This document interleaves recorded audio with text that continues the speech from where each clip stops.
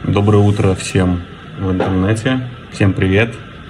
Хочу вам рассказать сегодня про один из стандартных ремонтов золотых сережек, что с ними происходит, что с ними бывает. Вот принесли сережку, английский замок, отломился и потерялся вот этот штырь. Конец. Серьги жалко, хочется носить. Что делаем? Идем к ювелиру, правильно. Он изготавливает вот этот штырь, припаивает его обратно к сережке, шлифует, полирует. И вуаля, как новые. Всем хорошего дня, удачи. Всем должны заниматься специально обученные люди.